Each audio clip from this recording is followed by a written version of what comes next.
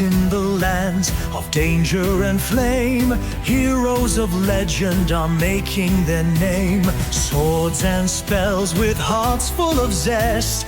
They ride with pride on a quest of interest. Heckfire Club, riding through the night. Heckfire Club, standing for what's right. Mystic lands and monsters to face. They're saving the world at a breakneck pace.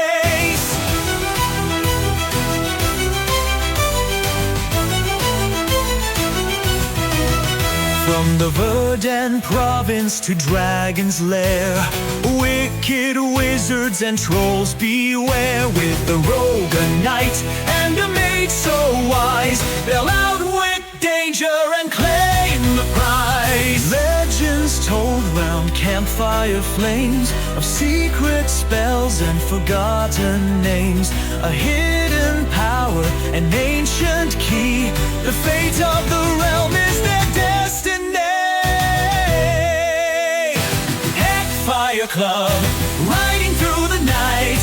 Heckfire Club, standing for what's right. Curses, traps, and mysteries deep. No dragon's hoard is out of reach. They laugh at danger, they don't play it safe. Each wild adventure's a tale of interest. A caress. Heckfire Club, tales of interest. The adventurers emerged from the swirling void of the Deadlaw, their expressions etched with the weight of forbidden truths. The air of the headmaster's study, though steeped in the familiar scent of aged parchment and candle wax, felt far heavier than when they had departed. The group recounted their harrowing journey, the visions they'd endured, and the revelations imparted by the Lord Mindflayer. As the tale unravelled, the professor sat in stunned silence. The revelation of Mystra's great pact, the self-imposed burden she carried to safeguard forbidden knowledge from mortal hands, left him visibly shaken. The once mundane office of the headmaster, with its tomes and scrolls stacked high, would never again seem as ordinary to him. It was now a symbol of responsibility so immense it defied comprehension. The headmaster leaned back in his chair, his fingers steepled under his chin. His expression, normally one of quiet curiosity or sharp insight, was sombre. He spoke of Mystra's choice, the sacrifice she had made to carry the forbidden knowledge of the world, and how it had left her fractured, bearing a form as dark as it was benevolent. It was a burden he had never fully comprehended until now, and the realization left him silent for a long moment. When he finally spoke again, his voice was low, contemplative. To wield power, he reflected, was to bear the weight of its consequences, not just for oneself, but for the world. Magic, in its beauty and horror, demanded responsibility, a responsibility he wasn't sure any mortal could fully understand. Friz stared down at her hands, hands that had summoned flames and banished fiends. The power she wielded came with a responsibility she had only begun to understand. Mystra didn't just protect the balance. She bore the full weight of its worst extremes so others wouldn't have to. Friz couldn't ignore the pang of guilt that accompanied her magic now. Could she ever justify its use, knowing what Mystra endured? The headmaster studied her silently for a moment before speaking. He reminded her that the burden of power was inevitable, but the choice of how to carry it was what defined a mage. Mystra's sacrifice was not meant to deter them from using magic, but to remind them of its true weight. Friz nodded slowly, her resolve steeling itself against the doubts. The conversations turned to the Vestran Orbs. One such relic of terrible power that they had learned was used as a draconic weapon in ages past. The professor's brow furrowed, his mind already racing through fragmented histories and half-truths. That such an artifact, capable of elemental chaos and binding even mighty dragons, had been weaponized, chilled him to his very bones. The mention of the Western invaders, however, brought a deeper tension to the room. Information about these past aggressors was scarce, obscured by the deliberate actions of the old families who had either hoarded or destroyed any record of the conflict. Their motives, bound to their alliances and intermarriages with the invaders, added layers of complexity to an already tangled web of history. The professor spoke cautiously of the surrender signed at the war's end, an accord built not on trust, but on the necessity of coexistence. It was, and had always been, an uneasy truce, one that seemed now to teeter dangerously close to breaking under the weight of forgotten grudges and long-hidden secrets. After long deliberations and discussions, the adventurers were granted much-needed rest in rooms provided by the headmaster. The strain of their journey into the Deadlaw, compounded by the burden of new revelations, hung heavy over them. Yet, as the others found solace in sleep or quiet reflection, Thomas could not still his restless mind. His ordeal in the tower had left an indelible mark. The fear he had felt radiating from Baba Yaga, something he never believed his formidable patron capable of, gnawed at him. His dark reflection, the embodiment of his own buried rage and resentment, was no longer a spectre he could ignore. It lingered, whispering doubts and dredging up painful truths. The following evening, as they gathered in their shared quarters, the quiet camaraderie of the group was pierced by Thomas's unease. His confession came in halting, fragmented words, each one dragging an invisible weight. He was under the patronage of Baba Yaga, he admitted, a curse passed down through his family. Her price for the power she bestowed was steep, his firstborn child. It was a price he could not pay, would not pay. His life of theft and trickery had not been driven by greed, but by a desperate hope to find something of equal value to offer in place of that grim toll. The room fell silent as his companions listened, their expressions a mix of sympathy and cautious concern. He spoke of the way he had always felt Baba Yaga's subtle pull, her hand guiding him toward treasures and artifacts. But there was something different about the Vestran Orbs. At their mere mention, he felt her grip tighten, her presence stir more forcefully. There was something about these relics, something she coveted, something important enough to shake even her. Thomas's voice wavered as he admitted he wasn't sure if he sought the orbs to escape her sway or to satisfy her demands. Perhaps both. Either way, he was certain of one thing. The orbs held answers. To his patron, to his curse, to his own uncertain future.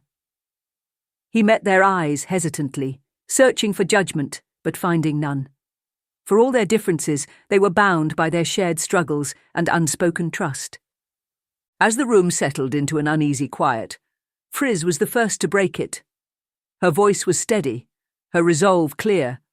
Whatever the orbs represented, they would find the truth together. For the first time, Thomas felt a flicker of hope. Perhaps in the end he didn't have to face Baba Yaga alone. As the group lingered in uneasy rest, each member grappled with their own thoughts. For Zyrrath, the memories of his ordeal with the Green Knight and the shadowy cabal of the Black Fang were still fresh, their implications echoing through his mind. A dark force born on his home continent and dormant for nearly 2 millennia had resurfaced here. At its core, always, were the Vestran Orbs. The link was undeniable, but the connection remained shrouded in fragments. What force could span continents and eons, leaving only destruction and silence in its wake? Friz, with her scholarly nature, had buried herself in the pages of the Fall of Empires. Her eyes pored over the histories and warnings within, each passage deepening her unease. The blasted canyons, now an arid and unforgiving expanse, had once been a lush and vibrant oasis. What were now towering sandstone cliffs were once mighty rivers that carved paths of life through the land. The region had been a cradle of civilization, the Empire of the Sun, a name almost forgotten by time, whispered only in myths and the footnotes of ancient tomes. The Empire of the Sun had been a beacon of ingenuity and artistry, their sandstone quarries producing vast temples and monuments that had once towered proudly against the horizon. But then, seemingly without warning, calamity struck. The rivers dried, the sands shifted, the skies above turned hostile. The empire fell into ruin, leaving behind only legends of great works buried beneath the sands. Friz's mind churned with possibilities, her studies pointing toward an unsettling theory. If the Legion had marched into the desert so long ago, their purpose might have been tied to the Empire's secrets. The decision was made. Their path led into the heart of the desert. But this was no ordinary expedition. The blasted canyons would be unforgiving, scorching heat during the day, bone-chilling cold at night, and a labyrinth of twisting canyons with sparse life and fewer resources. They would need to prepare meticulously for every hardship the desert could throw at them. Water would be essential, enough to stave off dehydration and the blistering sun. Fire would be their lifeline during the freezing nights. Friz proposed a narrow tent to keep in the heat from smaller fires. All agreed. Rations would need to be both portable and sustaining, enough to last through a journey that would be as slow as it was taxing.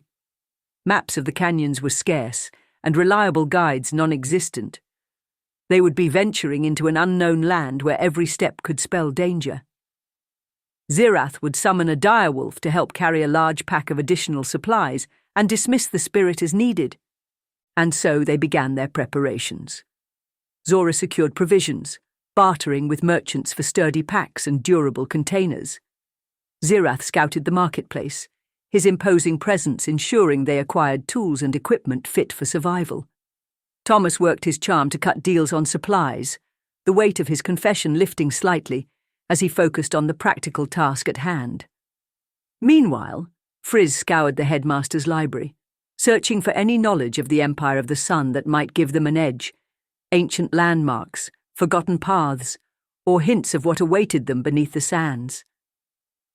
As the sun dipped low on the horizon, casting long shadows across the city, their plans began to take shape. The desert beckoned, its mysteries whispering on the dry wind.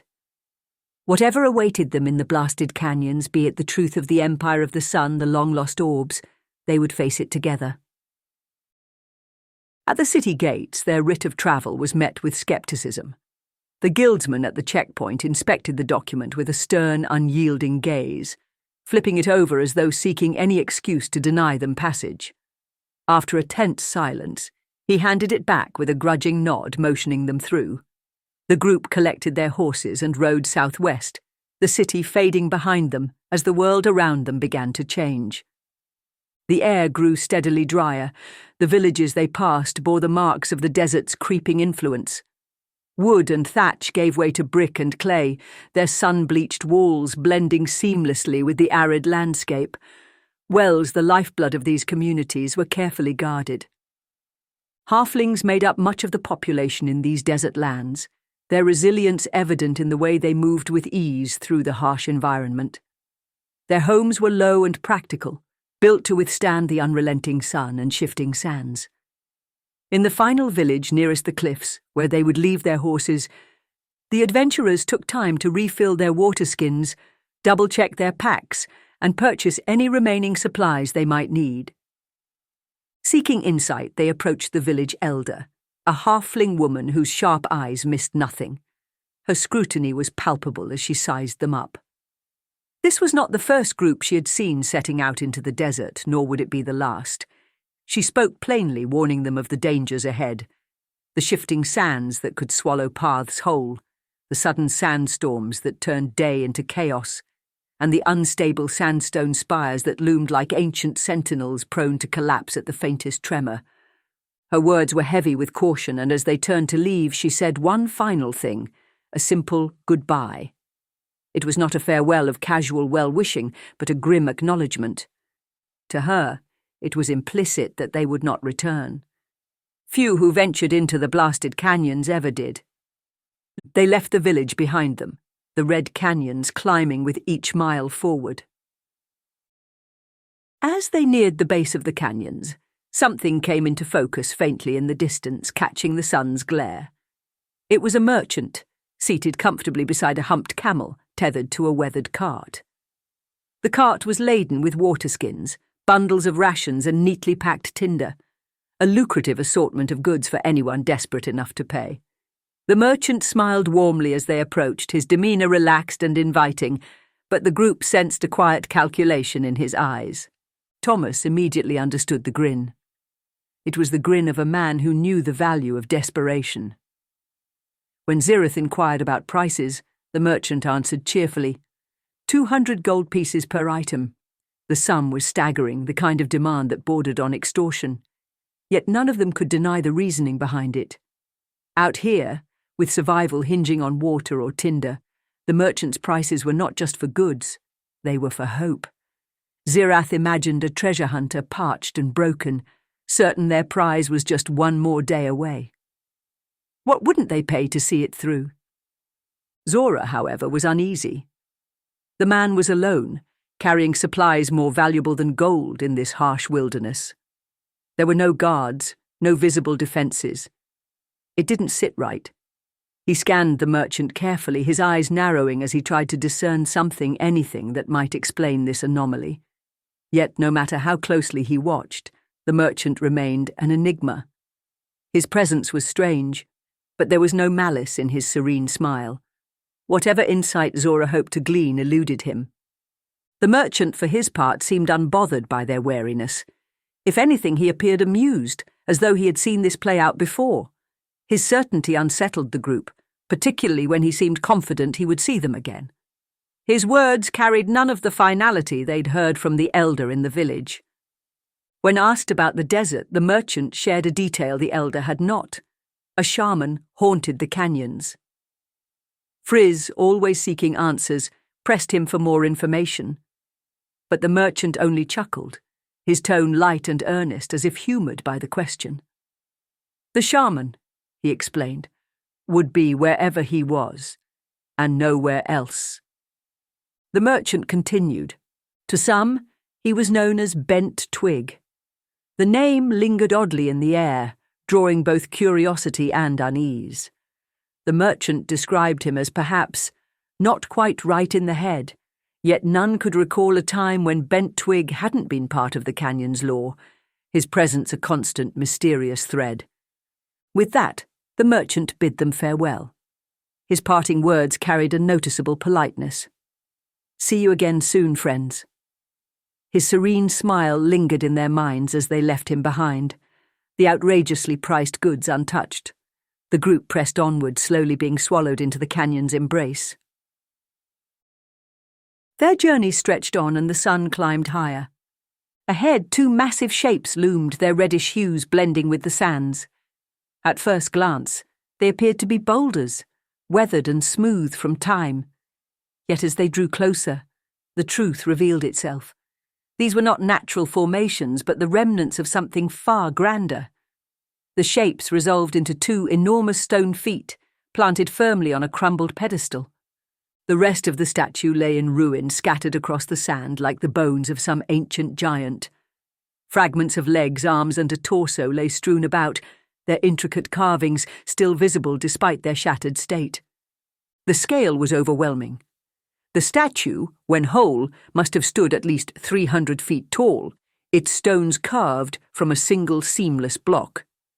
The craftsmanship was beyond comprehension. No seams, no joins. At the base of the pedestal, an inscription caught their attention. The words were etched in multiple languages, their scripts curling and flowing across the stone. Among them was common, and Friz stepped forward to read aloud. My name is Ozymandias, King of Kings. Look on my works, ye mighty, and despair. Their eye traced the scattered remains. Zora's hand tightened instinctively on the hilt of his weapon, while Friz's brow furrowed with thought. The scale of the destruction was chilling. Who could have built something so immense, let alone brought it down? They exchanged glances but said little. The statue's message needed no further interpretation. Whatever glory the Empire of the Sun had once boasted, it was now as desolate as the sands that surrounded them. As the sun bore down relentlessly, they pressed on. The statue's silent warning lingered as they stepped further into the unknown. Walking through occasional shadows drawn by the walls of the canyons offered some respite from the merciless sun at this hour. The adventurers followed the winding path. The wind picked up, carrying fine grains of sand that whispered and hissed as they scraped against the canyon walls. No signs of life presented themselves, not even the faintest rustle of desert creatures. Then came the sound, a pebble clinking softly as it tumbled down the rocky face. The group froze, their senses sharpening instantly. Another pebble followed, then another. The soft cascade grew louder, the pebbles giving way to larger stones, and within moments the sound turned into a deafening roar as an entire section of the canyon wall began to collapse. Zora bellowed for all to move, his voice cutting through the chaos. The adventurers darted away from the walls, their instincts screaming at them to get clear of the rock slide.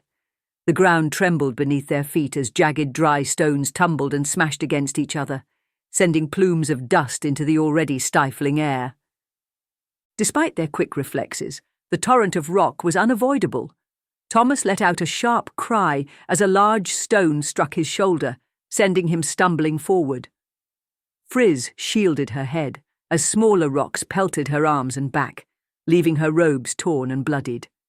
Zora gritted his teeth as a heavy shard grazed his side, the force knocking him to the ground. Only Zyrrath managed to evade the falling debris entirely, his own luck outsizing him as it had at the gates of the Deadlaw. When the dust finally began to settle, the adventurers regrouped, coughing and wiping grit from their faces. Blood mixed with sweat as they assessed their injuries. Zyrrath, unscathed, kept watch, his golden eyes scanning the cliffs above for any sign of further danger. The rock slide had left a jagged pile of stone making difficult terrain of their immediate path, forcing them to veer east away from the canyon walls. As they moved, the words of the village elder echoed in their minds. The only way forward was deeper into the ever-changing, treacherous maze of the blasted canyons. Ahead, a thin red stripe rose sharply into the horizon, a natural spire of sandstone standing like a sentinel amidst the barren landscape. Their path narrowing, they deliberated which way to go, east or west. Friz, sharp-eyed, paused beneath her sun-cloak. Something in the distance caught her attention, a golden shimmer in the sand. She pointed, and the group changed course. As they drew closer, Friz knelt and brushed away the fine layer of grit, revealing the metallic gleam of armour. Old, ancient, and battered by time, it adorned the skeletal remains of a soldier. The bones inside were bleached a stark white by years under the relentless sun. Friz gestured for the others to fan out and search, her mind already racing with questions. As they scoured the area, they uncovered more bodies, dozens of them. Each skeleton wore similar armour, all bearing the same signs of age and wear. The soldiers were sprawled across the sands, eerily uniform in their positions. Friz's attention snapped to a chilling detail. Every one of them lay face down. She crouched over one skeleton and inspected the armour more closely, her gloved fingers tracing the pockmarks and dents. Arrow holes riddled the backs of their armour. Friz noted one final detail, her sharp mind catching a pattern the others missed. All the bodies faced the same direction, their positions aligned in a grim, silent tableau. They had been running, but whether to or from something was unclear. The arrows in their backs suggested the latter. Frowning, she dug further and found one of the arrows, a relic of war, its design unmistakably draconic. Her breath caught. This was not the work of an external enemy. If these arrows were anything to go by, this was the result of friendly fire. The implications churned uneasily in her mind. A sandstorm and panic leading to accidental deaths? Mutiny among their ranks? The possibilities were unsettling. Thomas's voice rang out, breaking the stillness. He stood some distance away, gesturing frantically. One of the skeletons was clutching something in its desiccated fingers. Friz approached, her curiosity piqued. Thomas pried the object free, a dried and twisted beak, large enough to have belonged to some kind of monstrous desert creature. Nearby, Zyrrath knelt beside another fallen soldier. From the skeletal grip, he retrieved a large bag of gold coins, their surfaces dulled by time, but still gleaming faintly in the harsh light. The incongruity struck him, a fortune carried into the desert yet abandoned in death. What purpose had driven these soldiers to carry such wealth here, only to die with it? Whatever had caused this devastation, it was clear. This was no ordinary battlefield. Something darker and more sinister had taken place here. The decision was made. They would follow the path of the arrows, heading in the direction from which they had come. If this was desertion or mutiny, it was unlikely the squadron they'd found represented the full strength of the Legion. 1,000 men were said to have been lost here, and somewhere ahead lay the truth of what had happened to them. Marching east, the adventurers broke down their grueling journey into structured blocks of hours, their discipline keeping fatigue at bay. Each step brought them deeper into the oppressive silence of the desert, where the sun's heat clawed at their energy during the day and the nights bit back with freezing cold. Friz, ever practical, had brought a small tent. At night, they huddled beneath its shelter, using a single fire to keep warm as one of them kept watch. The hours crawled by, the nights long and restless. On the third day, Thomas was the first to notice something strange. As he stepped forward, he felt a shift beneath his feet. Not the usual soft give of sand, but something more solid, almost unnatural. His expression darkened as he raised a hand, signalling the group to halt. They froze, scanning their surroundings. The air was still, and the desert stretched around them in its endless monotony. Nothing moved. The sand underfoot appeared ordinary, but Thomas's unease was infectious. Minutes passed in silence, each member of the group straining their senses for the faintest hint of danger. Zora, weary of the stillness, took a cautious step forward. And then chaos erupted. The ground beneath them gave way with a rumbling hiss, sand cascading downward as monstrous forms burst forth from below. Sand gricks, horrid creatures with long, worm-like bodies and vicious beaked maws, exploded into the open, their segmented forms glistening with moisture against the dry heat. Each one was a writhing nightmare, their razor-sharp beaks snapping hungrily as they surged toward the adventurers. Zyrrath roared to get off the sand, his voice cutting through the din as he raised his great axe. The group sprang into action, years of experience guiding their movements despite the shock of the ambush.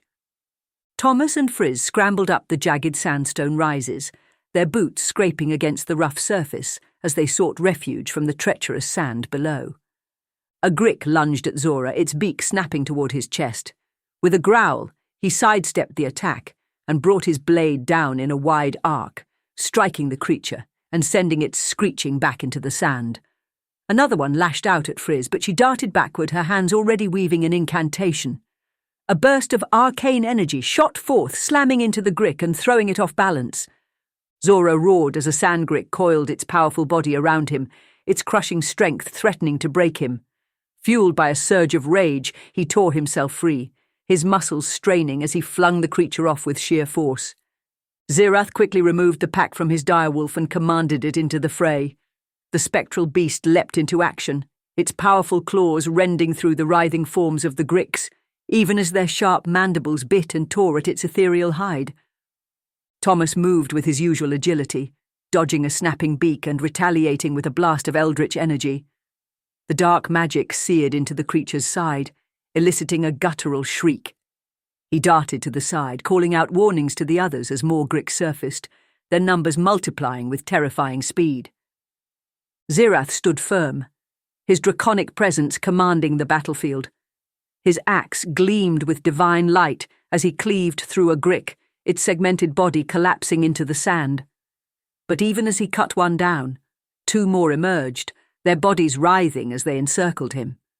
Friz shouted a warning as another grick surfaced behind Zyrrath, its beak poised to strike.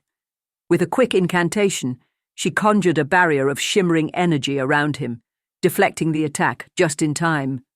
Zora joined the fray, his blade cutting through another grick as he moved to support Zyrrath, the two warriors fighting back to back against the relentless tide. The battle raged on, the sand turning dark with blood, both their own and the creatures'. The gricks were relentless, their numbers seemingly endless. But the adventurers fought with a ferocity born of survival. One by one the creatures fell, their monstrous forms writhing and twitching before finally going still. Friz, with her sharp focus and precise timing, unleashed a blazing fireball that engulfed the two gricks surrounding Zyrrath's direwolf in a searing inferno, leaving only their charred remains scattered across the battlefield. The group stood amidst the carnage, their breaths ragged, their weapons slick with ichor. The sand beneath them was churned and disturbed, the once flat expanse now a battlefield. They exchanged glances, their expressions grim but resolute. As the dust settled and the echoes of the battle faded, something gave the group pause. They turned their attention to the grotesque beaks of the slain gricks, their jagged edges gleaming faintly in the light. The memory of the soldier clutching one came rushing back.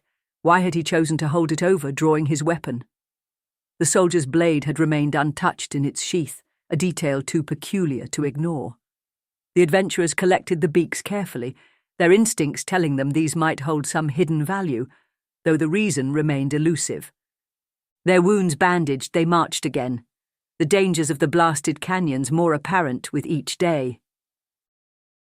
The eastern path narrowed as the canyon walls drew closer, the oppressive heat giving way to shadows that offered little comfort. After hours of walking, the group came upon a gorge that stretched hundreds of feet down into the dry depths below. At the bottom, a thin, glistening thread of water caught their eye, a rare sight in the unforgiving desert. It was barely a trickle, but even the smallest hint of water felt miraculous out here. Spanning the gorge was a rickety bridge of petrified wood and fraying rope, swaying slightly in the faint breeze. The remnants of what had once been a sturdy structure now hung precariously, its missing planks and hacked ropes suggesting that desperate travellers had used it for firewood. The bridge groaned as the wind shifted, each creak adding to its air of unreliability.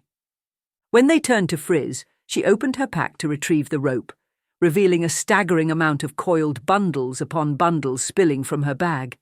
It was, as Thomas put it plainly, a concerning amount of rope. The humour had set in.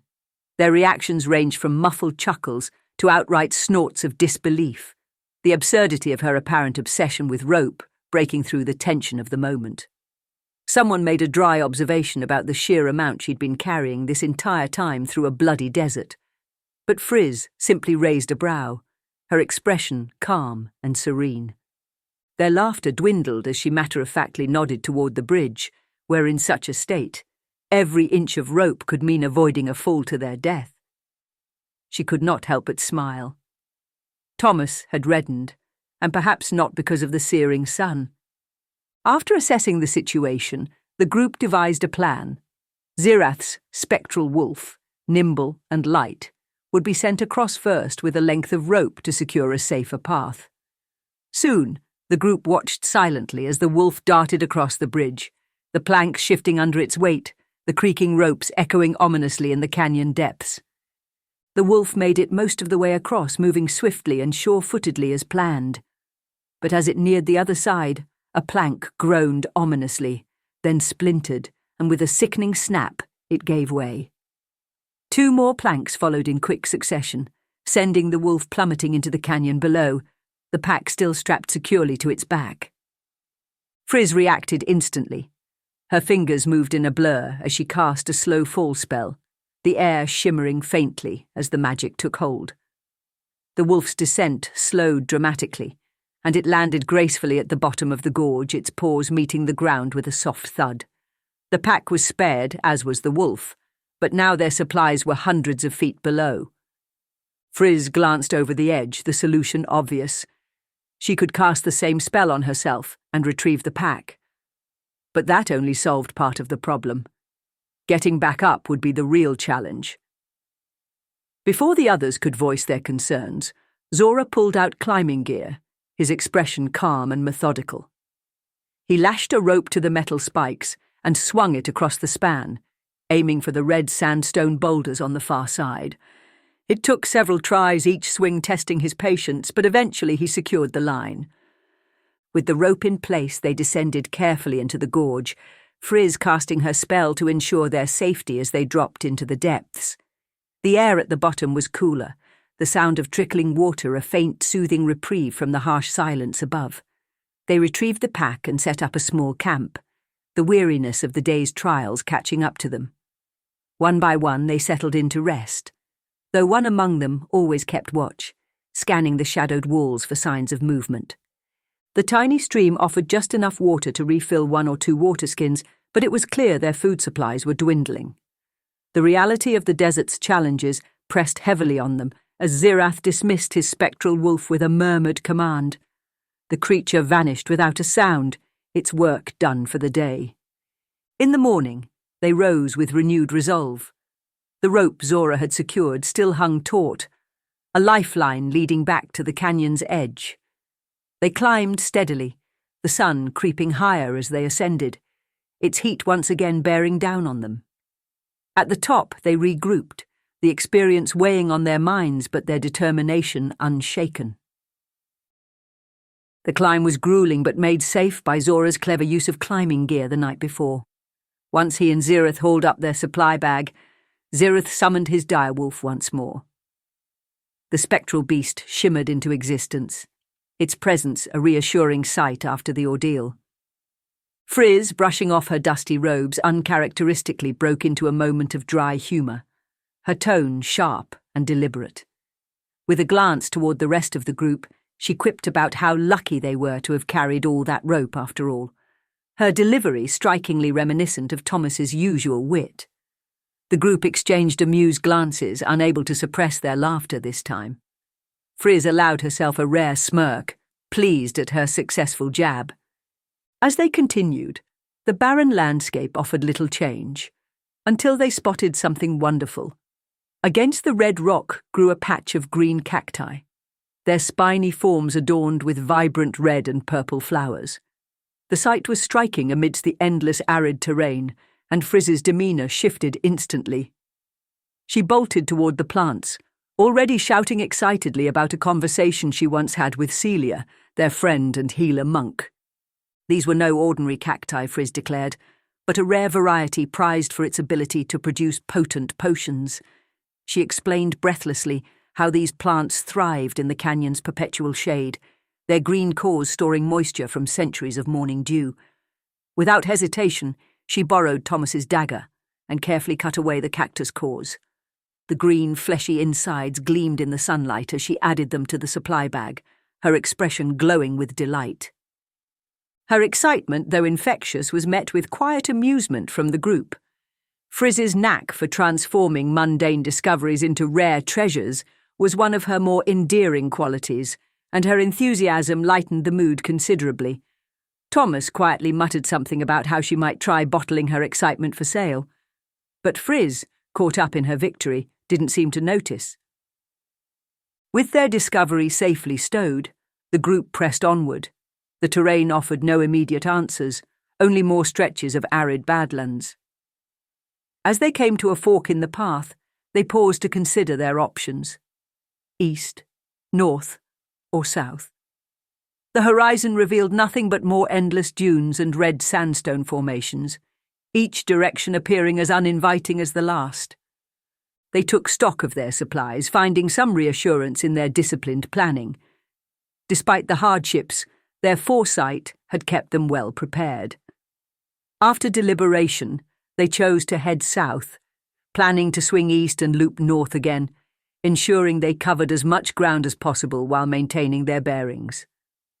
With the decision made, they resumed their march into the unknown. The land stretched ahead, desolate and devoid of shade. As they pressed on, a glimmer of light caught their attention, a reflection on the horizon. It shimmered faintly, almost mirage-like, but it was real enough to stir their hopes. Could it be water? They quickened their pace. The heat intensified as they neared the source, a blazing sensation that emanated not just from above, but from all around them. The sand beneath their feet burned, and the air itself felt alive with oppressive energy. Before them lay what appeared to be a pool of water, its surface glistening and rippling under the blazing sun. Drawn by the sight, the group pushed forward, though something was amiss. Perhaps the heat dulled their senses, or perhaps desperation clouded their instincts, but they failed to notice the faint sulphuric stench that hung in the air. Zyrrath stepped closer, his towering form leading the way as they approached the shimmering pool. As he neared, the surface began to bubble ominously, releasing a low hiss. Before anyone could react, the water boiled violently, and with a deafening roar the ground erupted. 2 magma fiends burst forth, their molten forms radiating waves of blistering heat.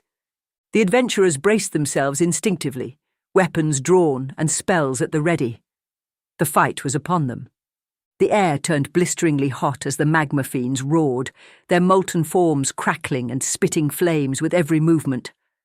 The ground beneath them scorched and cracked, forcing the adventurers to spread out to avoid the intense heat radiating from their monstrous bodies.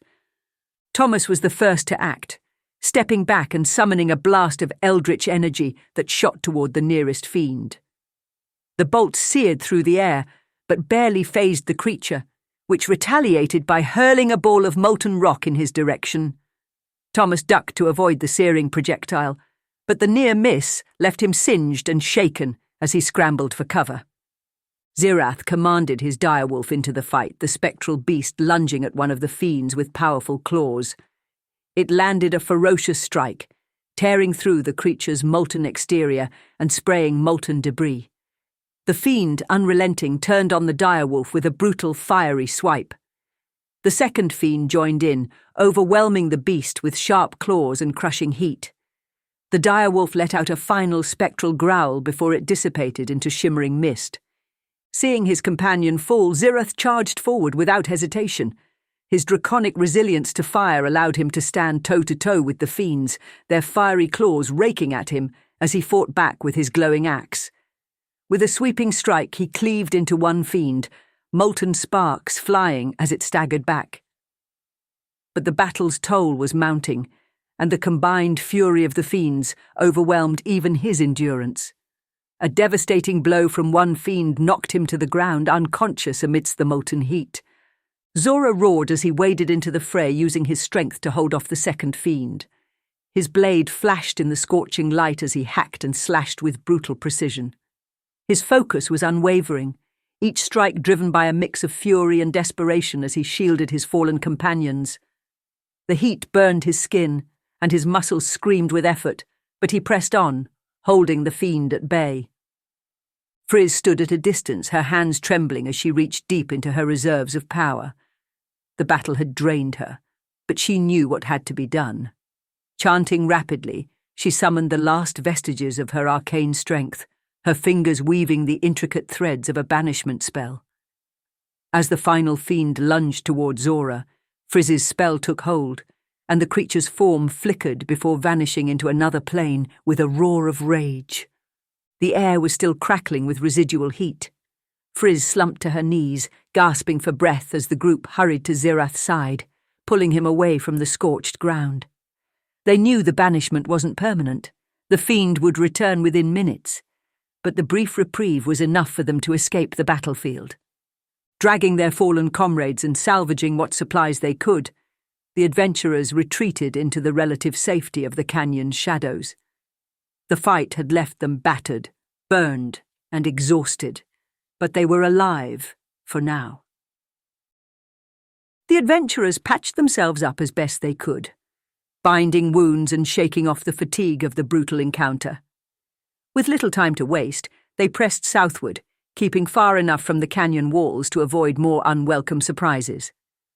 As they walked, a faint whistle drifted through the air.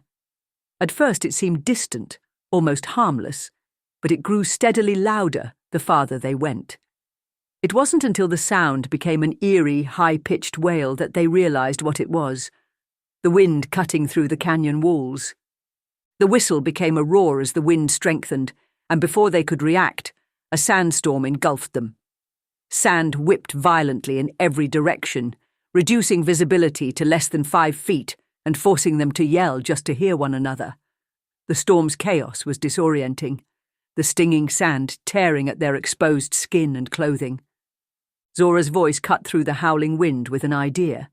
They could use their stakes and ropes to tether themselves together, ensuring they wouldn't stray or walk in circles. Quickly, They lashed themselves to one another and began a slow, grueling march forward, the stakes digging into the shifting sands to anchor their path. Hours passed in what felt like an endless haze of sand and noise. Their progress was agonizingly slow, each step a battle against the storm's relentless fury.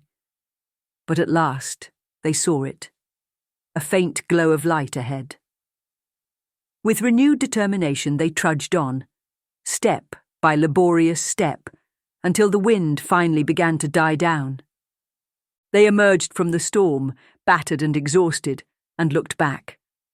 The sandstorm stretched across the horizon, towering hundreds of feet into the air, an unrelenting wall of chaos that showed no signs of abating. The canyon walls ahead rose sharply to the southeast. With no way forward, the group was forced to turn west, following the natural curve of the land.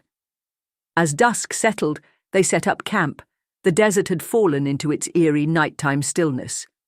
They took turns keeping watch, rotating shifts as the others tried to rest beneath their modest tent. The desert at night was a strange, hollow thing. There were no distant cries of nocturnal creatures, no rustling of leaves or scurrying of life, just the occasional shift of sand in the faint breeze.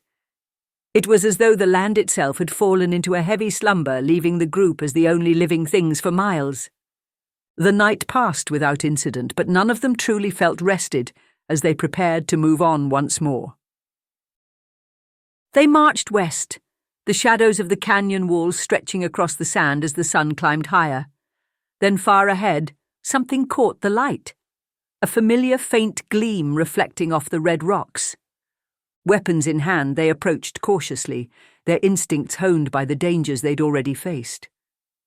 As they drew closer, the glint resolved into the unmistakable outline of armor. Another skeleton lay slumped against the rocks, its bleached bones encased in the remnants of dry, weathered leather. The figure sat awkwardly, its head bowed as though it had died seeking respite. One skeletal hand clutched a heavy bag of gold, far too much for any ordinary infantryman to carry. The coin spilled slightly from its frayed edges, glinting dully in the harsh sunlight. In the other hand was a dagger, plain and time-worn, its blade dulled by the passage of centuries. Friz stepped forward, her sharp eyes narrowing as she examined the remains. Her gaze lingered on the hole in the soldier's dried leathers, just beneath the arm. Her breath caught as she pieced it together. The angle of the wound, the dagger still in hand. The soldier had pulled the blade from his own armor. Whatever desperation had driven him to such an act, he had sought some final shade against the rocks to await the end. The sight sent a ripple of unease through the group. There was something profoundly unsettling about it. Gold meant for what purpose? A soldier so laden with wealth, yet so utterly alone in this barren expanse, and now this, his dagger turned inward, a grim testament to his fate. What had happened in this desert all those years ago? Westward they marched, unnerved, and after days of trudging through the relentless desert, doubt began to gnaw at the group's resolve. The horizon stretched endlessly in every direction, the barren landscape offering no clear destination, only the lure of more uncertainty. Was this crawl through the desert merely folly? They had explored far, yet the desert's secrets seemed infinite. With every step forward, they neared the point of no return where their dwindling supplies would no longer allow for the journey back. After much deliberation, a choice was made. They would press on, using what supplies they had left, clinging to the hope that the answers they sought were just ahead. The alternative, turning back empty-handed, felt just as grim as pushing forward into the unknown.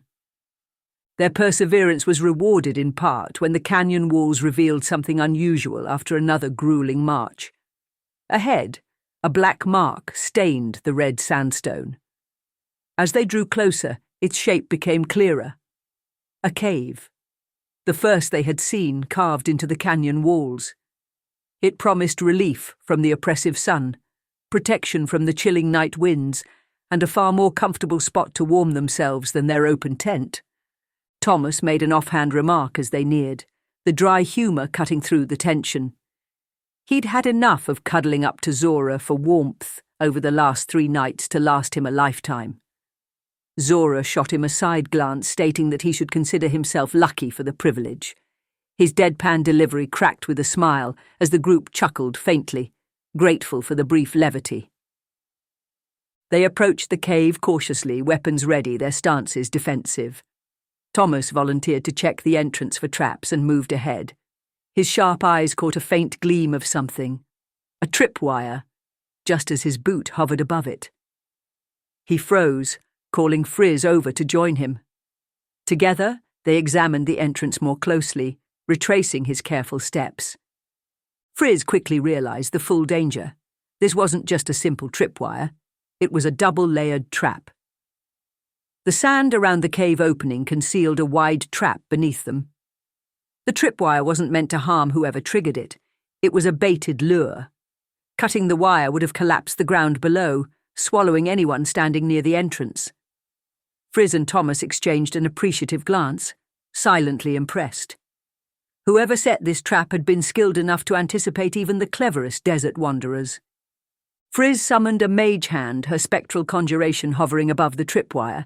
She guided it to pull the wire from a safe distance. As the wire snapped, the trap sprung. The sand around the cave entrance collapsed, falling away to reveal a gaping pit. The group stepped back as the dust settled, peering down to see sharp spikes glinting ominously below. The cave's true entrance lay ahead now, open but foreboding. The group exchanged wary glances before preparing to enter, their relief at finding shelter now tempered with caution. Peering into the hole left by the triggered trap, the group saw massive spikes jutted upward from the pit, their surfaces smooth and pale, clearly not wooden as they had initially thought. The size and shape were monstrous, unlike anything they had encountered in the desert. Zora's brow furrowed as he studied the spikes more closely, his mind racing to place their origin. Then it hit him. These were bones, whale bones. The realization as intriguing. Zora, once a fisherman and farmer, recognized the distinct shape of the vertebrae and ribs. These, he said, were whale bones. It was an impossible sight in such a desolate place. Yet pods of small whales must have swum here, gliding through ancient waters that had long since disappeared. The thought of the canyons as a thriving sea stirred something in the group, a mix of fascination and dread. They had a sense of whose cave this might be, but none dared to voice it yet. Their suspicions were confirmed as they stepped through the entrance. The air was cooler here, a reprieve from the desert's extremes. It carried a faint, earthy smell mixed with something acrid and sharp. The cave walls bore signs of habitation, rough carvings etched into the stone, strange symbols, and bones of varying sizes arranged in deliberate patterns. A faint flicker of light deeper within hinted at life. The adventurers ventured deeper into the cave, their shadows stretching long across the uneven walls. They paused at a peculiar display that stopped them in their tracks. It was a miniature stage, meticulously arranged from tiny carved bones, each one placed with unnerving precision. Around the stage sat bone-crafted spectators, their eyeless sockets tilted toward the center where a single puppet, also made of bone, appeared to be mid-performance. The scene was hauntingly lifelike, and the group lingered in equal parts fascination and discomfort, unsure whether to marvel at the craftsmanship or question the mind behind it. As they moved further into the cave, their eyes were drawn to another disquieting sight, a large dining table, intricately constructed from bones. Its long surface was made of flattened rib cages, supported by femurs and spines. Around the table sat an assortment of skeletal figures, posed as if they were lively dinner guests. Their fleshless hands clinked bone cups together in a mimicry of mirth, their hollow eye sockets tilted as though locked in conversation. One figure appeared to be laughing mid-toast, while another gestured toward a plate filled with what looked like carved bone food. At the head of the table sat a throne-like bone chair, larger than the others, and empty, its vacancy seeming to invite a new guest. The light ahead grew brighter, illuminating the figure of a hunched man. He stood over a massive pot of soup, stirring it with a gnarled staff that clicked against the edges with rhythmic precision. The shaman's tanned, leathery skin stretched over his wiry frame, his body twisted and bent as though shaped by the harshness of the desert. Layers of patchwork clothing clung to him, their hems adorned with dangling bones that clattered softly with every movement. His wide, glittering eyes darted toward them as they approached, his expression alight with manic energy. He kept stirring the pot, his movements unceasing as the strange smell of the soup wafted toward them. He gestured absently toward his wares, speaking with a tone that was both welcoming and crazed, his words an odd mix of curiosity and caution. There was talk of horseblood, whether they had any or perhaps wanted to buy some, but the shaman's intensity made it difficult to gauge whether he was serious. The group shifted awkwardly, their discomfort unspoken but evident. Thomas, on the verge of responding, chose instead to remain silent, while Zora rested a hand near his weapon as though on instinct. Friz forced a polite smile, her eyes betraying her unease. The shaman's gaze swept over them all, appraising and piercing, his muttering punctuated by the rhythmic rattling of the bones on his clothes. Without warning, his demeanour brightened and he beckoned them closer, his voice rasping with enthusiasm. He encouraged them to approach, his laughter echoing through the cavern. Despite his seemingly harmless invitation, the group hesitated, their caution outweighing their curiosity. Whatever the shaman was, it was clear there was more to him than met the eye. The shaman's wide, manic eyes fixed on them, and his tone shifted suddenly, almost theatrically. He asked if they knew who he was, his words hanging in the air with the weight of a riddle. They answered cautiously, calling him the Desert Shaman. At this, his face broke into a wild grin, his bones jangling as he nodded vigorously in agreement. His mood shifted again as he leaned forward, his voice lowering. He asked if they knew what outsiders called him. The group hesitated, feigning ignorance despite the name Bent Twig ringing in all their minds. He waved off their silence, his voice taking on an unsettling blend of reassurance and mania. It was all right, he declared, that they didn't know. He, the shaman said, was Bent Twig, and the sun and time had baked and tempered his mind like the desert itself. He never stopped stirring the pot, his gnarled staff moving in a hypnotic rhythm as he spoke, always in the third person. To him, it seemed as natural as breathing. Zora, unable to suppress his curiosity, broke the tension by asking what he was cooking. The question lit up the shaman's face, his excitement so sudden and intense that the group tensed instinctively. Beak soup, Bent Twig replied with great enthusiasm, his tone as if he'd just revealed a grand secret. He leaned in conspiratorially, his stirring never ceasing, and asked if they had any beaks. The group exchanged glances before cautiously admitting that they might. Bent Twig's elation was immediate, his wild laughter echoing through the cave. Thomas, sensing an opportunity, proposed a trade. Help in exchange for the beaks. Bent Twig paused, his expression suddenly sharp. He asked them if they had more than 2 but fewer than 8 beaks. The oddly specific question caught them all off guard, but they answered affirmatively. Perfect, Bent Twig exclaimed, his giddiness returning in full force. His tone then shifted abruptly, growing serious, almost grave. He gestured toward the pot, the relentless stirring continuing as he instructed them to toss in the beaks. There was no hesitation in his voice, only a strange authority that seemed to demand obedience. The group nodded, uneasy but intrigued, as they reached for their supplies. Bent Twig's intense focus on his soup remained unbroken, his muttering a strange rhythm that filled the cave. The pot bubbled and churned, the thick brownish sludge within releasing a cloud of steam. The air filled with a dry, salty aroma, unexpectedly pleasant, despite the unappetizing appearance of the soup. Zora's stomach betrayed him with a loud grumble, and Bent Twig immediately noticed. He began nodding rapidly, his bony hands stirring faster as he made exaggerated yummy noises, his enthusiasm oddly convincing despite the dubious meal. It was Friz who broke the moment with a question, her voice careful but direct. She asked if he knew of the Empire of the Sun. At once, the shaman's demeanour shifted. His wild energy fell away, his face hardening into a look of distant focus. His eyes, unblinking, seemed to look past them, into something only he could see. Bent Twig spoke as though narrating a vision. He had seen it all, he said, his words low and reverent. He had watched as the temples and pyramids of the empire rose, towering above the canyon walls. He had stood by the gleaming waters that once coursed through these lands, their currents alive with purpose. And he had seen the little people, those who toiled under both smile and lash, raising great pyramids of sandstone under the searing sun. Ozymandias was his name, Bent Twig murmured, his voice both distant and deliberate. In his hand, he said, the sun itself bowed to the king's command. The ancient shaman's face held an almost pained reverence, his words reverberating through the group like the echoes of a long-forgotten hymn. And then, just as suddenly as it had begun, the moment passed.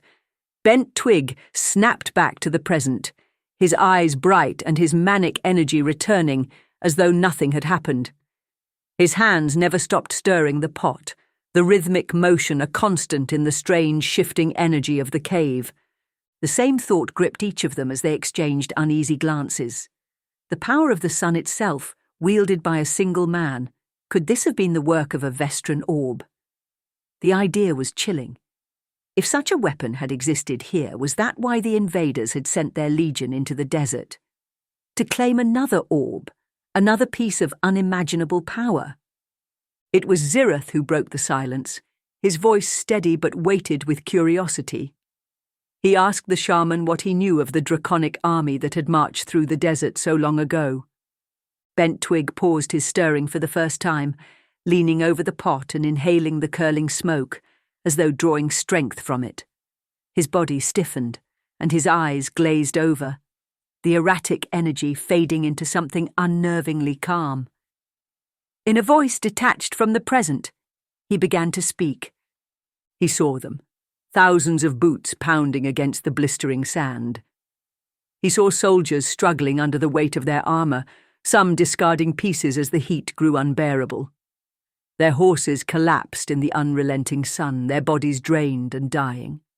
The soldiers, desperate to survive, drank the blood of their steeds to stave off the heat. The sandstorms took their tents, scattering their belongings into the endless void. Graves were dug hastily in the shallow sand for those who fell, only to be exposed again the next day by the shifting winds. On and on the army marched, their ranks thinning, their faces gaunt and haunted.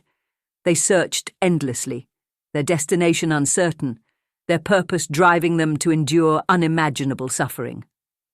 The shaman's voice wavered, then ceased. With a sharp inhale, he snapped back to the present, his glazed eyes regaining their usual wild glint. His entire demeanour shifted once again, the trance replaced by his overly friendly, manic energy. He grinned broadly, his bony hands stirring the pot with renewed enthusiasm. He let out a cackle, clinking the bones on his clothes together like wind chimes, as he cheerfully asked if anyone else wanted to take a turn stirring the soup. His sudden shift was jarring, as though the vision of the draconic army had been nothing more than a passing thought.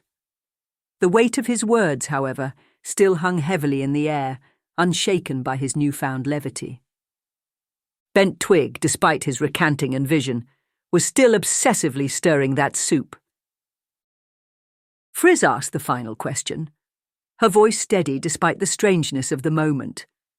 Where had Bent Twig last seen the draconic army? The shaman paused, exhaling deeply as if weighing the gravity of the question. For a second time, his incessant stirring stopped. Slowly, deliberately, he dipped his hand into the bubbling pot, scooping out a handful of the thick brown sludge. He brought it to his lips and drank. He swallowed, and for a brief moment his usual friendly smile returned, broad and manic as ever. But it vanished just as quickly, replaced by a sudden convulsion. His body jerked violently, and he let out an unintelligible string of sounds, his voice rising and falling in a strange rhythmic cadence. His eyes rolled back into his head, turning white as he began to babble in a bizarre, repeating pattern. The words, if they could even be called that, were gibberish. Yet they held a strange, almost musical rhythm. Friz's instincts kicked in, her sharp mind noting the peculiar cadence. Grabbing her journal, she frantically scribbled down the sounds and patterns as best she could. Meanwhile, Bent Twig's movements grew more erratic. He flung himself to the floor, half dancing, half falling, with an unnatural athleticism, his hands and feet breaking his falls in an almost deliberate way. His body writhed as though caught between seizure and ritual, his garbled chant filling the cave with an eerie resonance. With one last spasm, he threw himself backward, letting out a garbled scream that echoed sharply off the cave walls. The group hesitated, staring at his crumpled form in stunned silence. For a moment, no one moved. As they approached cautiously, a soft sound reached their ears. Snoring. The shaman lay sprawled on the ground, fast asleep, his chest rising and falling with the ease of deep rest. The tension broke, and while the others exchanged bewildered looks, Zora's stomach grumbled again. Despite everything, he still couldn't help but wonder if that soup might actually taste good. They gathered around Friz's journal, poring over the strange words she had transcribed during the shaman's episode. At first, it seemed like pure nonsense, a chaotic rambling born of madness. But as they studied the rhythm and cadence, patterns began to emerge, a sense of order hidden within the chaos. Slowly, piece by piece, they puzzled out the meaning, the directions hidden in Bent Twig's soup-fueled delirium. Much like the shaman himself, the words were a strange mix of madness and brilliance. The question arose, should they spend the night in the cave? The group debated the risks, the oppressive desert outside, offering little comfort compared to the shelter of the cavern. Eventually, they decided to stay. Zyrrath volunteered to keep an eye on the shaman while the others rested. With their bedrolls spread out on the warm cave floor, they drifted into a much-needed sleep, the eerie silence of the cave punctuated only by the occasional snore or rustle. Several hours into their rest, the shaman stirred. Bent Twig rose with a slow, unnatural grace, his wiry frame uncoiling like a spring. His movements defied reason, his body balancing and shifting as though weight and gravity were mere suggestions. He scanned the sleeping party, his wild eyes lingering on each of them before finally settling on Zyrrath, who sat on watch with his axe resting beside him. Bent Twig's expression shifted, and for the first time he looked almost sheepish, as if embarrassed by the state of things. He seemed surprised that they were still there, muttering something about how most didn't stick around after his episodes. Even Zyrrath, hardened and resolute, couldn't hide his bewilderment at the shaman's strange mix of sincerity and unpredictability. Bent Twig approached cautiously, his hands raised as if in apology. He flexed his fingers, studying them with an air of uncertainty, as though testing something invisible. His gaze sharpened, and before Zyrrath could react, the shaman raised a hand toward him. Zyrrath's instincts flared, his hand darting for his axe, but it was too late. A powerful wave of magic surged through the air, crashing into him with staggering force. His draconic resilience allowed him to resist, but only just. The magic was unlike anything he had faced, raw and unrestrained. The last thing he heard before darkness overtook him was Bent Twig's friendly, almost cheerful voice. The shaman reassured him, saying he should sleep too. He would need the rest. And with that, the cave fell silent once more, save for the soft breathing of the adventurers, now all slumbering under Bent Twig's watch. When they woke, the cave was eerily dark, devoid of the faint light they had fallen asleep to. Blinking away the haze of sleep, they quickly realized the strangeness of their surroundings. The totems were gone. The carvings on the walls had vanished. Even the shaman's strange bone-crafted decorations and the bone puppet display were nowhere to be seen. It was as though Bent Twig, and everything about him, had never been there at all. They might have believed the encounter had been a fevered dream of the desert, had it not been for the pot of still-boiling beak soup sitting in the centre of the cave. Its contents bubbled quietly, the strange, earthy aroma filling the air. Was it a gift? A trap? The group exchanged wary glances, each too uncertain to make the first move. Zora's stomach, however, had its own opinion. A loud growl echoed through the cave, and his resolve cracked. The packed bread and powdered gravy of their rations had worn thin on his love of food. Despite their warnings and incredulous looks, he shrugged, grabbed a bowl and ladled some of the soup. It was warm, salty and earthy, a surprisingly pleasant combination given its dubious origins. For a brief moment, he even allowed himself to think it was good. Then it hit his stomach. The cramp struck like a hammer, doubling him over with a guttural groan. His back felt like it might snap in two as the pain radiated outward, sharp and unrelenting. The group rushed to his side, ready to intervene, but as quickly as the pain had come, it passed. Zora straightened, panting, but otherwise unharmed. The soup, much like Bent Twig himself, had been a bizarre and inexplicable experience. Rubbing his stomach, Zora muttered something about it still being better than the rations, earning him a mix of exasperation and reluctant laughter from the group. They packed their belongings and prepared to move on, the cave now just another mystery of the desert. Despite Zora's display, the party decided to pack some of the soup into their empty water skins. Strange as it was, it would be better than facing starvation or dehydration. Their supplies were dwindling, and they had water for only one more day of marching before they'd have no choice but to turn back. This was their final chance to uncover answers. Outside, the sandstorm still raged, its ferocity undiminished. Bracing themselves, they lashed together with ropes, covered their faces, and pushed forward into the swirling chaos. The wind tore at them, and the sand scraped against their skin and gear, each step an exhausting struggle. It cost them more water than anticipated, their rationed supply dwindling faster than planned. When they finally emerged from the storm's edge, the relief was short-lived, replaced by the reality of their worsening situation. They marched onward, the desert stretching endlessly before them. And then, in the distance, a strange sight broke the monotony. A wooden cart, bleached white by the unrelenting sun. The sight gave them pause. As they approached, they found more remnants, a scattering of cracked barrels and broken wheels. These relics, weathered and half buried in the sand, hinted at an ancient supply line, long abandoned. The discovery spurred them on, their hope rekindled by this sign of life, however ancient. A few hours later, they stumbled across something more striking, the faint outlines of a desert encampment. They dug into the sand, uncovering more bodies clad in weathered armor. But this time, the scene was madness. The deeper they searched, the more disturbing the sight became.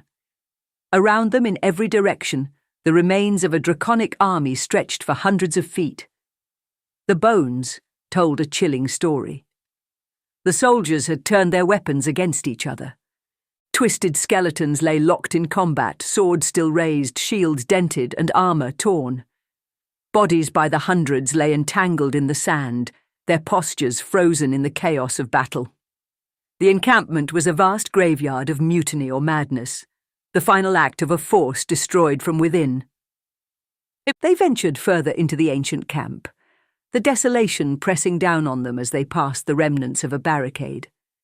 Behind it, a skeleton sat slumped in decorated armor, its posture stoic even in death. Around it lay the scattered remains of other guards, their bodies twisted in a grim tableau of battle. Clutched in the skeleton's hand was a cracked stone tablet, its surface weathered, but still bearing faint etchings. Zyrrath stepped forward and carefully reached for the tablet. As his fingers brushed its surface, a piece crumbled to dust, spilling through his fingers. Frustration etched itself into his expression as the group gathered closer, their movements cautious. The tablet was a puzzle they couldn't ignore, but the fragile state of the fragments made each attempt to piece it together a test of patience and control. They worked under the blazing sun, hunched over the brittle fragments. Every move risked further disintegration, and the tension mounted. Thomas's exasperated gestures betrayed his irritation, his muttered complaints barely audible over the oppressive silence. Zora, his brow furrowed, shot back something sharp, his own frustration clearly boiling over. Friz, her focus unwavering, ignored their bickering as she carefully maneuvered a particularly delicate piece into place. Slowly an image emerged, a tomb, a blazing sun, and a series of markings that pointed to a location. After some debate and deciphering, they concluded the meaning. It indicated one sun's turn, or one day's march north. The revelation brought a flicker of satisfaction, but their thoughts were interrupted by Zora's shout from farther into the camp. He had wandered away as the three deciphered the puzzle. His voice carried a note of triumph, drawing the others to him. They found him standing near a weathered circle of stones, partially buried in the sand. It was a well. The realization struck them like a bolt of lightning. Among the relics of a lost army, this simple discovery was worth more than any treasure. Zora's excitement was unmistakable as he gestured toward the well. There was water. He had tossed in a stone and heard a distant but clear splashing. Friz rummaged through her pack, producing the bottle of rum she'd insisted on bringing into the desert. The group's reactions were mixed, some incredulous, others amused, but her confidence never wavered. Without a word, she tied the bottle to her much-maligned rope, lowering it carefully into the well. The rope's presence, though often joked about, proved its worth yet again. The bottle emerged moments later, glistening with clear, clean water. The group stared in astonishment before erupting into silent, breathless relief. They drank deeply, the cool water soothing their parched throats and lifting their spirits. Even Thomas, who had clearly been sceptical about the rope and rum, seemed quietly impressed. As they refilled their water skins and prepared to move on, Friz allowed herself a small, knowing smile. Her planning, much mocked at times, had saved them once again. The group, now hydrated and reinvigorated, turned their attention north. The tomb awaited, and the hope of discovery and survival carried them forward. The group marched north, the weight of their full water skins sloshing rhythmically with each step. It was a sound of relief, a reminder that for now their thirst was quenched. Spirits were higher, especially for Zora, who strode with more energy after days of grueling conditions. The desert's endless monotony seemed to waver as something rose against the horizon, a faint outline growing sharper as they approached. It was a pedestal, carved from the same weathered stone that marked the ruins they had seen before. A single slab of stone sat atop it, the surface adorned with a circular carving that appeared to be a sundial. Thomas was the first to notice it wasn't just decorative. The dial had a seam, a faint line that suggested it could turn, like some kind of mechanism. They moved cautiously, scanning the area for traps or hidden dangers. Zora and Zyrrath spread out, establishing a perimeter around the structure, while Thomas and Friz focused on the pedestal. The mechanism gave them no clues, no markings, no instructions, nothing to guide them. With little else to go on, Thomas and Friz began turning the dial experimentally. Once, then twice, each turn bringing nothing but the creak of stone on stone. Whatever this was, they were clearly missing a crucial piece of the puzzle. Zyrrath, standing watch, grew impatient. His history of dealing with stubborn machinery, particularly the water control station from their first meeting with Thomas, had taught him a simple solution to stubborn puzzles. Without a word, he raised his axe and brought it down with a resounding crash. The pedestal shattered, revealing a hidden mechanism buried deep within the ground. Zora, watching the display, muttered something under his breath about others calling him a barbarian. Thomas raised a brow but said nothing as they peered into the broken remnants. The exposed mechanism pointed unmistakably southwest, a direction opposite of where they had been heading. If this mechanism controlled something, it was far from their current path. Friz and Thomas carefully noted its location on the map they had been keeping. The puzzle's meaning still unclear. They left the ruined pedestal behind and pressed onward, their focus set on the tomb promised by the tablet. Whatever secrets the mechanism held, it would have to wait. Their answers, for now, lay north. The raised platform felt like a revelation. the first tangible sign of the Empire of the Sun they had seen since the colossal statue of Ozymandias at the canyon's entrance. Though the puzzle it housed remained unsolved, its presence was a reminder that they were on the right path. Encouraged, they pressed on, their steps quickened by the hope that they were closing in on answers. As they marched, the horizon began to shift. Shapes emerged from the haze, faint at first, then sharp and unmistakable. Spires, carved obelisks, stood like sentinels, denoting the entrance to an enormous complex. Their intricate carvings caught the sun's light, the symbols etched deep into the stone, glinting faintly. The group's breath caught as the full scope of the ruins came into view.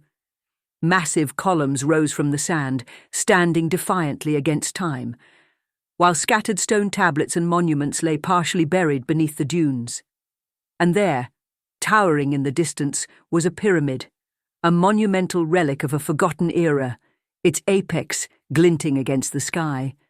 The awe of the moment was shattered by a low, resonant thud. Then another. The sound reverberated through the air, growing louder. The group instinctively ducked behind a raised sandstone rock, their hands going to their weapons. Peering out cautiously, they saw it. A massive sand golem, easily towering over the pillars, was marching endlessly through the complex. Its body was a patchwork of sandstone and swirling grit, its patrol measured and deliberate. It moved with ancient purpose, its colossal frame barely disturbed by the wind or sand. The Guardian had been there forever, its presence a testament to the Empire's enduring power. It marched in precise lines, weaving through the columns, statues, and obelisks, its path both deliberate and relentless. The group exchanged tense glances. The way to the pyramid was clear, but the golem's endless patrol blocked the route. Its sheer size and presence made it clear this was no ordinary construct. It was an ancient guardian designed to protect the heart of the Empire from intruders. With no choice but to move forward, they huddled together to form a plan. Each motion had to be calculated, each step timed perfectly. The pyramid loomed ahead, promising answers and danger in equal measure. They couldn't afford to fail now. Their resolve hardened as they prepared to face the challenge, the sand golem's steady march echoing around them, a grim reminder of the Empire's enduring watchfulness. They had one advantage: time and the tools they carried. With spells and items pooled together, they cloaked themselves in invisibility, their forms shimmering faintly before vanishing into the desert heat. The plan was simple: slip through undetected, study the tablets for any information about the complex, and avoid the wrath of the ancient guardian. Zora led cautiously, keeping his movements precise. Friz moved with methodical grace, her eyes scanning every stone for clues. Zyrrath, his heavy steps muffled by his draconic discipline, kept close to the perimeter, ready to intercept any threat. And then there was Thomas. In his not quite slight overconfidence, he let the thrill of invisibility go to his head. He moved quickly, dashing forward to get closer to the largest of the tablets. His heart raced with excitement as he crept toward it, the thought of outsmarting the giant guardian filling him with smug satisfaction. But in his eagerness, he forgot one crucial detail. While he might be invisible, his footprints in the sand were not. The colossal sand golem halted mid-stride. Its head, a jagged collection of sandstone and swirling grit, tilted unnaturally as it stared at the fresh trail of footsteps leading toward one of the tablets. A low rumble emanated from its core, growing into a deafening roar that shook the ground as the golem's massive frame turned sharply and began charging directly toward the invisible, but very much trackable warlock. Thomas reflexively muttered under his breath the only, and quite possibly final, words he could think of. "Well," said Thomas aloud to himself, "shit." The quiet operation was over. Now, it was a fight for survival. We end our tale today with Thomas beset by the charging sand golem. Until next time, adventurers.